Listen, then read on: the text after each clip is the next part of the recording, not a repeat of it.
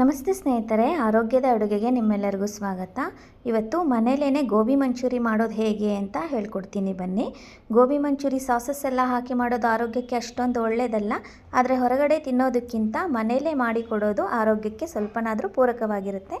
ಬನ್ನಿ ಅದನ್ನು ಈಸಿಯಾಗಿ ಹೇಗೆ ಮಾಡೋದು ಅಂತ ನೋಡೋಣ. ಸುಲಭವಾಗಿ ಇದನ್ನು ಮಾಡ್ಕೋಬೋದು. ಬನ್ನಿ ಇದನ್ನು ಮಾಡೋದಕ್ಕೆ ಏನೇನು ಪ್ರಿಪ್ರೇಷನ್ ಮಾಡಬೇಕು ಅಂತ ನೋಡೋಣ. ಮೊದಲಿಗೆ ನಾವು ಒಂದು ಪಾತ್ರೆಯಲ್ಲಿ ನೀರು ಕಾಯಕ್ಕೆ ಇಟ್ಟಿದ್ದೀನಿ. ಅರಿಶಿನದ ಪುಡಿ ಹಾಕಿ ಮತ್ತು ಒಂದು ಸ್ವಲ್ಪ ಉಪ್ಪನ್ನು ಹಾಕಿ ನೀರನ್ನು ಬಿಸಿ ಮಾಡ್ಕೋಬೇಕು. ನೀರು ಕಾಯುವಾಗ ಕುದಿಯುವಾಗ 3/4 kg ಗೋಬಿನ ಈ ಥರ ಸಣ್ಣ ಸಣ್ಣದಾಗಿ ಕಟ್ ಮಾಡಿ ಇಟ್ಕೊಂಡಿದ್ದೀನಿ. ಇದೆಲ್ಲವನ್ನು ಇದರಲ್ಲಿ ಹಾಕೋತಾ ಇದ್ದೀನಿ. ಸರಿಯಾಗಿ ತಿರುಗಿಸ್ಕೋಬೇಕು. ಈ ಥರ ಮಾಡೋದ್ರಿಂದ ಕೆಮಿಕಲ್ ಎಲ್ಲ ಹೋಗುತ್ತೆ. ಆನಂತರ ಹುಳಗಳಿದ್ದರೆ ಚಿಕ್ಕ ಚಿಕ್ಕ ಹುಳ ಇರುತ್ತೆ ಗೋಬಿನಲ್ಲಿ, ಅದು ಕೂಡ ಎಲ್ಲ ಹೋಗುತ್ತೆ. ಇದನ್ನು ಒಂದು 2 ನಿಮಿಷ ಇದೇ ಥರ ಬಿಸಿನೀರಲ್ಲಿ ಚೆನ್ನಾಗಿ ತಿರುಗಿಸಿ ಆನಂತರ ಒಂದು ಜಾಲರಿಗೆ ಎತ್ತಿಡ್ಕೋತಾ ಇದ್ದೀನಿ. ಆನಂತರ ಒಂದು ಪಾತ್ರೆ ತಗೋತಾ ಇದ್ದೀನಿ. ಅದಕ್ಕೆ ಈ ಗೋಬಿನೆಲ್ಲ ಹಾಕೋತಾ ಇದ್ದೀನಿ. ಈಗ ಇದಕ್ಕೆ 4 ಚಮಚ ಕಾರ್ನ್ಫ್ಲವರ್ನ ಹಾಕೋತಾ ಇದ್ದೀನಿ. ಆನಂತರ 4 ಚಮಚ ಅಕ್ಕಿ ಹಿಟ್ಟನ್ನು ಹಾಕೋತಾ ಇದ್ದೀನಿ. 2 ಟೀ ಚಮಚ ಬೋಂಡ ಹಿಟ್ಟನ್ನು ಹಾಕೋತಾ ಇದ್ದೀನಿ, ಅಂದರೆ ಕಡಲೆ ಹಿಟ್ಟು. ಆನಂತರ ಮತ್ತು 4 ಚಮಚ ಮೈದಾ ಹಿಟ್ಟನ್ನು ಹಾಕೋತಾ ಇದ್ದೀನಿ. ಇಷ್ಟು ಹಿಟ್ಟುಗಳು ಸಾಕಾಗುತ್ತೆ, ನೋಡಿ ಹಾಕ್ಕೊಳ್ಳಿ ನೀವು. ಆನಂತರ ರುಚಿಗೆ ತಕ್ಕಷ್ಟು ಉಪ್ಪು, ರುಚಿಗೆ ತಕ್ಕಷ್ಟು ಖಾರದ ಪುಡಿನ ಹಾಕೋತಾ ಇದ್ದೀನಿ. ಖಾರದ ಪುಡಿ 1.5 ಟೀ ಚಮಚ ಸಾಕು. ಆನಂತರ 1/4 ಟೀ ಚಮಚ ಗರಂ ಮಸಾಲ ಪುಡಿನ ಹಾಕೋತಾ ಇದ್ದೀನಿ. ಇಷ್ಟೆಲ್ಲ ಹಾಕ್ಕೊಂಡು ಮೊದಲಿಗೆ ಹಾಗೆ ಕಲಸಿ ಆನಂತರ ಸ್ವಲ್ಪ ನೀರನ್ನು ಆ್ಯಡ್ ಮಾಡ್ಕೊಳ್ಳಿ. ಜಾಸ್ತಿ ಹಾಕ್ಕೋಬಾರ್ದು. ಒಂದು 1/4 ಟೀ ಕಪ್ಪಷ್ಟು ನೀರು ಹಾಕಿದ್ರೆ ಸಾಕು. ಇದರಲ್ಲಿ ಹಸಿ ಇರುತ್ತಲ್ಲ, ಇವಾಗ ಬಿಸಿನೀರಿಂದ ತೆಗೆದಿದ್ದೀವಲ್ಲ, ಅದು ಸಾಕಾಗುತ್ತೆ. ಸ್ವಲ್ಪ ನೀರನ್ನು ಹಾಕಿ ಕಲಸಿ ಇದನ್ನ ಎತ್ತಿಟ್ಕೊಳ್ಳಿ. ಆನಂತರ ಒಂದು ಬಾಣಲೆ ಇಟ್ಕೊಂಡು ಅದಕ್ಕೆ ಎಣ್ಣೆ ಬಿಸಿ ಮಾಡೋಕ್ಕೆ ಇಡೋಣ. ಎಣ್ಣೆ ಕಾದ ಮೇಲೆ ಒಂದೊಂದೇ ಗೋಬಿನ ಬಿಡಬೇಕು. ಇದರಲ್ಲಿ ಗೋಬಿ ಕರ್ಕೊಳ್ಳೋಕ್ಕೇ ಸ್ವಲ್ಪ ಟೈಮ್ ಹಿಡಿಯೋದು, ಇನ್ನೆಲ್ಲ ಬೇಗ ಬೇಗ ಆಗೋಗುತ್ತೆ. ಎಷ್ಟು ಹಿಡಿಸುತ್ತೋ ಅಷ್ಟು ಗೋಬಿನೂ ಹಾಕೋತಾ ಇದ್ದೀನಿ. ಹಾಕಿದ ತಕ್ಷಣ ಚಮಚ ಹಾಕಿ ತಿರುಗಿಸ್ಬೇಡಿ. 1 ನಿಮಿಷಗಳ ಕಾಲ ಹಾಗೆ ಬಿಟ್ಬಿಡಿ. ನೋಡಿ, ಆ ನಂತರ ಚಮಚದಲ್ಲಿ ಒಂದು ಭಾಗನ ತಿರುಗಿಸಿ ಹಾಕಿ. ಇದನ್ನು ಮಾಡುವಾಗ ಉರಿನ ಸ್ವಲ್ಪ ಜೋರಲ್ಲೇ ಇಟ್ಕೋಬೇಕು, ಸಣ್ಣ ಇಟ್ಕೋಬಾರ್ದು. ನೋಡಿ, ಈ ಥರ ಎಲ್ಲ ಬಿಡಿ ಆಗೋ ಥರ ತಿರುಗಿಸ್ಕೋಬೇಕು. ನೋಡಿ, ಬೇಯ್ತಾ ಇದೆ. ಇವಾಗ ಇನ್ನೊಂದು ಸರಿ ಹಾಕೊಳ್ಳೋಣ. ಇನ್ನೊಂದು ಸ್ವಲ್ಪ ಇನ್ನೊರೆ ಕಡಿಮೆ ಆಗೋವರೆಗೂ ನಾವು ಬೇಯಿಸ್ಕೋಬೇಕು. ಒಂದು 5ರಿಂದ 6 ನಿಮಿಷಗಳ ಕಾಲ ಹಾಗೇ ಆಗುತ್ತೆ. ನೋಡಿ, ಇವಾಗ ಆಗಿದೆ. ನೋಡಿ, ಗರಿಗರಿಯಾಗಿ ಆಗಿದೆ ಗೋಬಿ. ಇವಾಗ ತೆಗಿತಾ ಇದ್ದೀನಿ. ಎಲ್ಲ ಗೋಬಿನೂ ಇದೇ ಥರ ತೆಗೆದುಬಿಡಿ. ಆನಂತರ ಇನ್ನೊಂದು ಟ್ರಿಪ್ ಹಾಕೋತಾ ಇದ್ದೀನಿ. 3/4 kg ಗೋಬಿನ ನಾನು 3 ಟ್ರಿಪ್ಪಲ್ಲಿ ಕರ್ಕೊಂಡಿದ್ದೀನಿ. ಬಾಣಲೆ ದೊಡ್ಡದಾಗಿದ್ದರೆ ಒಂದೇ ಸರಿನೇ ಕರ್ಕೊಂಡ್ಬಿಡ್ಬೋದು. ಇದೇ ಥರ ಎಲ್ಲ ಗೋಬಿನೂ ಕ್ರಿಸ್ಪಿಯಾಗಿ ಕರೆದು ತೆಗೆದಿಟ್ಕೋಬೇಕು. ಗೋಬಿ ಕರಿಯೋದಕ್ಕೇ ಸ್ವಲ್ಪ ಸಮಯ ಹಿಡಿಯೋದು. ಈ ಗೋಬಿ ಎಲ್ಲ ಕರೆದುಕೊಂಡಾದಮೇಲೆ ಗೊಜ್ಜು ರೆಡಿ ಮಾಡ್ಕೊಳ್ಳೋಣ. ಗೊಜ್ಜು ರೆಡಿ ಮಾಡ್ಕೊಳ್ಳೋಕ್ಕೆ ಒಂದು ಬಾಣಲೆನ ಇಟ್ಕೊಂಡಿದ್ದೀನಿ. ಇದಕ್ಕೆ 5ರಿಂದ 6 ಟೀ ಚಮಚದಷ್ಟು ಎಣ್ಣೆನ ಹಾಕೋತಾ ಇದ್ದೀನಿ.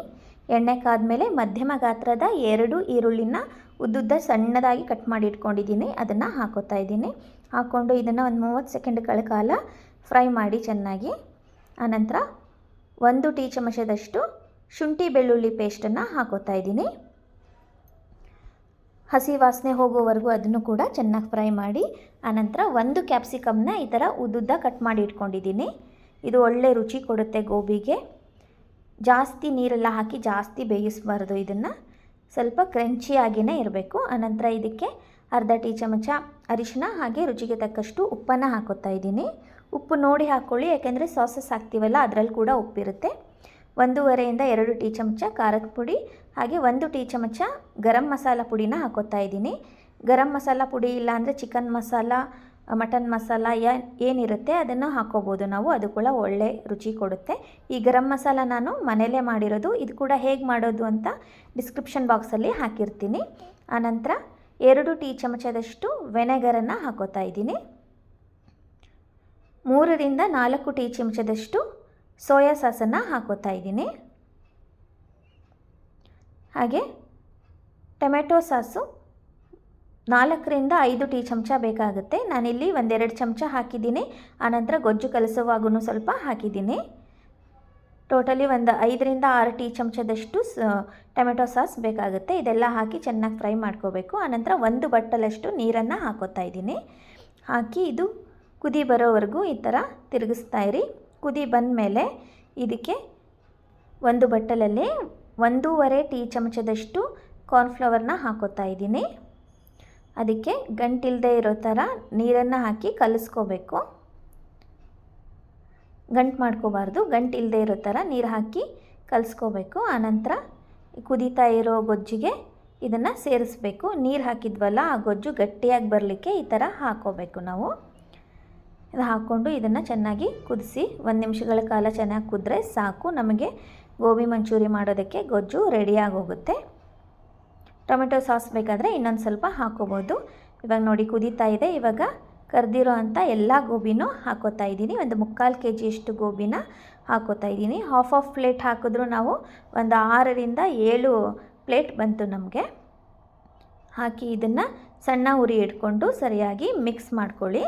ಗೊಜ್ಜು ಜಾಸ್ತಿ ಅನಿಸಿದ್ರೆ ಒಂದು ಸ್ವಲ್ಪ ತೆಗೆದಿಟ್ಕೊಂಬಿಡಿ. ಕಡಿಮೆ ಅನಿಸಿದಾಗ ಅದನ್ನು ಮತ್ತೆ ಹಾಕಿ ಕಲಿಸ್ಕೋಬೋದು. ತೀರಾ ಗೊಜ್ಜು ಜಾಸ್ತಿ ಆದ್ರೂ ಚೆನ್ನಾಗಿರಲ್ಲ. ಇವಾಗ ಗ್ಯಾಸ್ ಆಫ್ ಮಾಡ್ಕೊಳ್ಳೋಣ. ಟೇಸ್ಟಿಂಗ್ ಪೌಡ್ರ್ ಕೂಡ ಹಾಕ್ತಾರೆ ಹೊರಗಡೆ ಎಲ್ಲ. ಅದು ಆರೋಗ್ಯಕ್ಕೆ ಅಷ್ಟೊಂದು ಒಳ್ಳೆಯದಲ್ಲ ಅಂತ ನಾನು ಹಾಕಿಲ್ಲ. ಯಾವಾಗಾದರೂ ಒಂದೊಂದು ದಿನ ತಿನ್ನೋದಕ್ಕೆ ಈ ಥರ ಸಾಸಸ್ ಎಲ್ಲ ಹಾಕಿ ಮನೆಯಲ್ಲೇ ಮಾಡಿಕೊಡ್ಬೋದು. ಬೇಕಿದ್ದರೆ ನೀವು ಹಾಕ್ಕೊಳ್ಳಿ. ಇಲ್ಲ ಅಂದರೂ ಕೂಡ ಈ ವಿಧಾನದಲ್ಲಿ ತುಂಬ ರುಚಿಯಾಗಿ ಬರುತ್ತೆ. ನೀವು ಈ ವಿಧಾನದಲ್ಲಿ ಒಂದು ಸಾರಿ ಪ್ರಯತ್ನ ಮಾಡಿ. ಆದಷ್ಟು ಆರೋಗ್ಯಕ್ಕೆ ಹತ್ತಿರವಾಗುವಂತೆ ಅಡುಗೆನ ಮಾಡಿಕೊಡೋಣ ಮಕ್ಕಳಿಗಾಗಿ. ಇವಾಗ ಗೋಬಿ ಮಂಚೂರಿ ರೆಡಿಯಾಗಿದೆ. ಇದಕ್ಕೆ ನಾನು ಸ್ವಲ್ಪ ಆನಿಯನನ್ನು ಹಾಕೋತಾ ಇದ್ದೀನಿ. ಕೊತ್ತಂಬರಿ ಸೊಪ್ಪು ಕೂಡ ಹಾಕೋಬೋದು. ಗೋಬಿ ಮಂಚೂರಿ ಇವಾಗ ತಿನ್ನೋದಕ್ಕೆ ರೆಡಿಯಾಗಿದೆ. ಮಕ್ಕಳಿಗೆ ಈ ಥರ ಮನೆಯಲ್ಲೇ ಮಾಡಿಕೊಟ್ರೆ ತುಂಬ ಖುಷಿಯಾಗಿ ತಿಂತಾರೆ. ನೀವು ಈ ವಿಧಾನದಲ್ಲಿ ಒಂದು ಸಾರಿ ಪ್ರಯತ್ನ ಮಾಡಿ ರುಚಿ ಹೇಗೆ ಬಂತು ಅಂತ ಕಮೆಂಟ್ಸ್ ಮಾಡಿ ಹೇಳೋದನ್ನು ಮಾತ್ರ ಮರಿಬೇಡಿ. ಇದೇ ಥರ ಆರೋಗ್ಯದ ಅಡುಗೆಗಳಿಗಾಗಿ ನನ್ನ ಚಾನಲನ್ನು ಸಬ್ಸ್ಕ್ರೈಬ್ ಮಾಡಿ. ಮತ್ತೆ ಇನ್ನೊಂದು ಆರೋಗ್ಯದ ಅಡುಗೆಯೊಂದಿಗೆ ನಿಮ್ಮನ್ನೆಲ್ಲ ಭೇಟಿಯಾಗ್ತೀನಿ. ಅಲ್ಲಿವರೆಗೂ ನಮಸ್ಕಾರ. ಈ ವಿಡಿಯೋ ನೋಡಿದ್ದಕ್ಕಾಗಿ ನಿಮ್ಮೆಲ್ಲರಿಗೂ ಧನ್ಯವಾದಗಳು.